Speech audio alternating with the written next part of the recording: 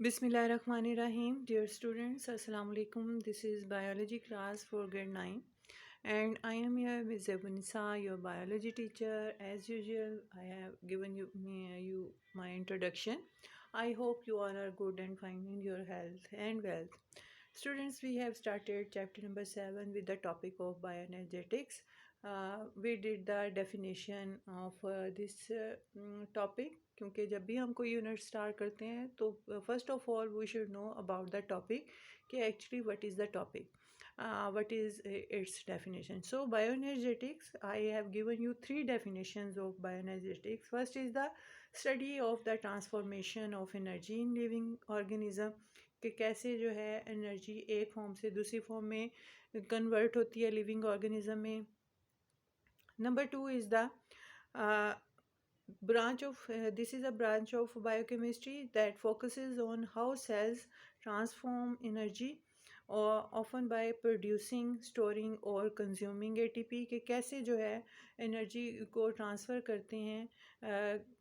पहले प्रोड्यूस करते हैं ATPs को, फिर उन्हें स्टोर करते हैं और फिर उन्हें कंज्यूम करते हैं. और ये all this happen in the process of photosynthesis, and photosynthesis is a process by which plant can prepare their own food with the help of sunlight and carbon dioxide in the presence of water and chlorophyll. So ATP, and we have done that ATP is actually the cells energy currency, कि जो भी cell है वो energy कहाँ से gain करता है ATP से, जो अपनी फूड प्रिपरेशन के. और we all are animals are dependent on the food prepared by the plants.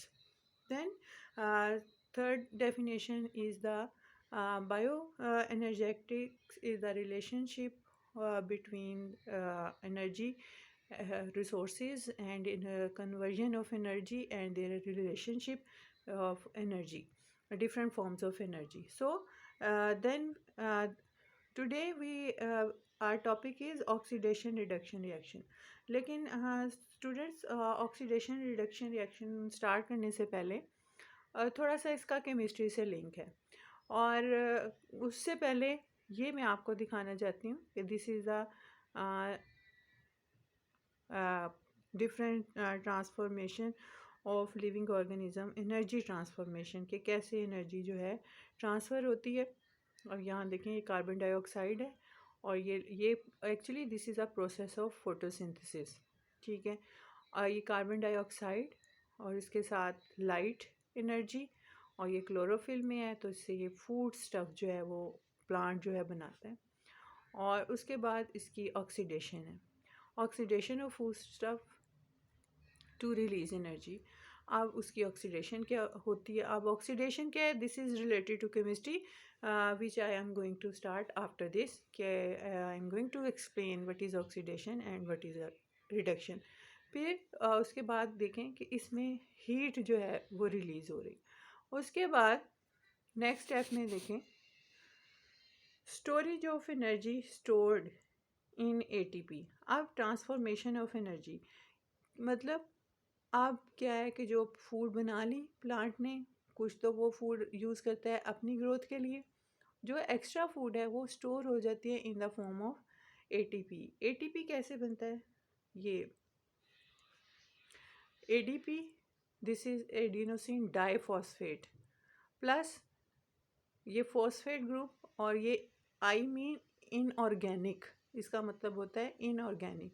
जब इसके साथ ये अटैच हो जाता है एक पी, ये डाइफॉस्फेट है मतलब 2 फॉस्फेट इसमें अटैच हैं, जब एक और ऐड हो जाता है तो एडिनोसिन ट्राइफॉस्फेट बन जाता है.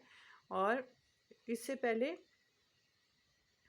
ADP से पहले ये AMP भी होता है, मतलब एडिनोसिन मोनोफॉस्फेट, जब सिर्फ एक फॉस्फेट ग्रुप जो है अटैच होता है. ठीक है, this is the types of ATPs. और इसमें एक एक इन, और जो I इसके साथ स्मॉल है इसका मतलब होता है इनऑर्गेनिक फॉस्फेट.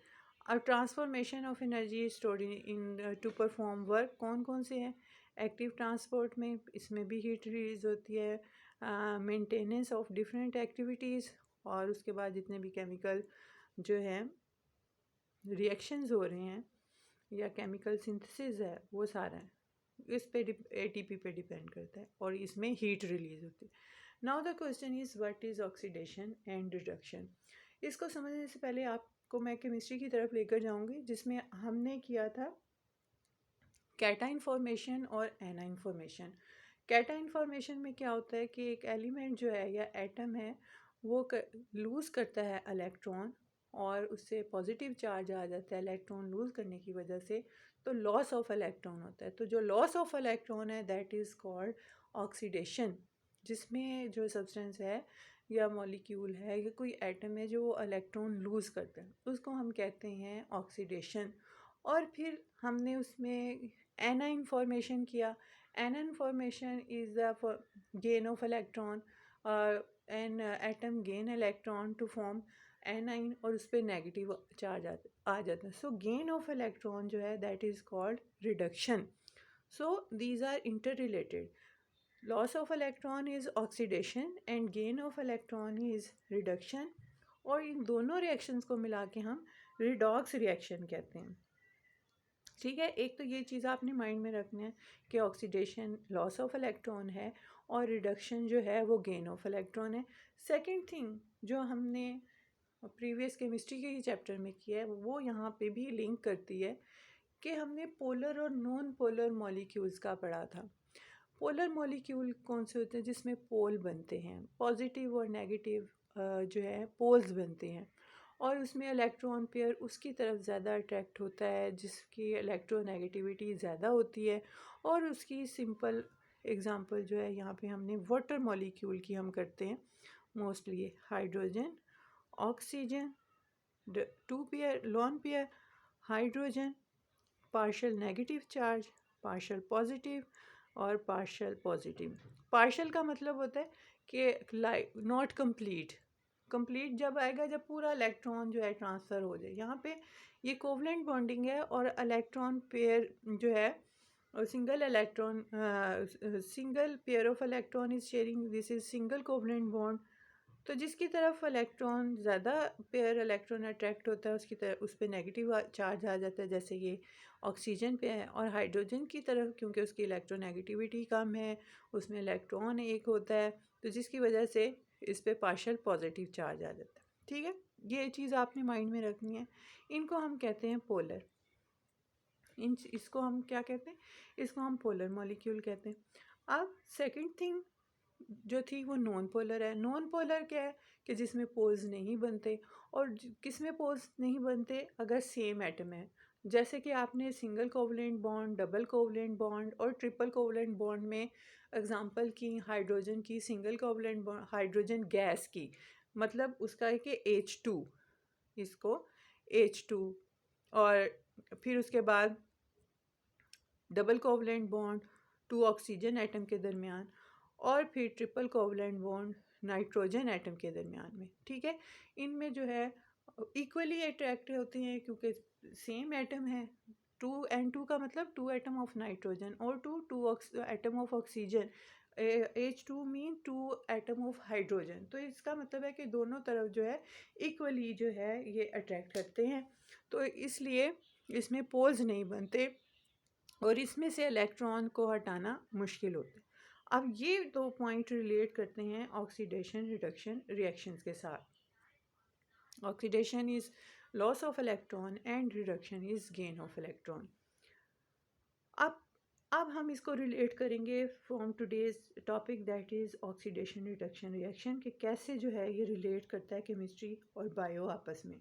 तो आपको पता है कि इस वक्त जैसे कि हम नॉर्मल कहते हैं, इस वक्त भी मैं जो एनर्जी यूज़ कर रही हूँ that is a kinetic energy, जो काम करने में यूज़ होती है। ठीक है, और जो स्टोर होती है उसको हमने कहा कि वो पोटेंशियल एनर्जी होती है जो एटीपी की फॉर्म में स्टोर हुई होती है।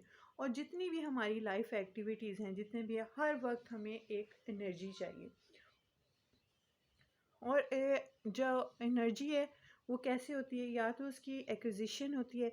एक्विजिशन, सबसे पहले एक्विजिशन का मतलब है गेन करना, एनर्जी को स्टोर करना। फिर उसके बाद उसे ट्रांसफ़र करना, यानी काइनेटिक एनर्जी से पोटेंशियल में या पोटेंशियल से काइनेटिक एनर्जी, और उसके बाद उसको यूज़ करना for different life activities. So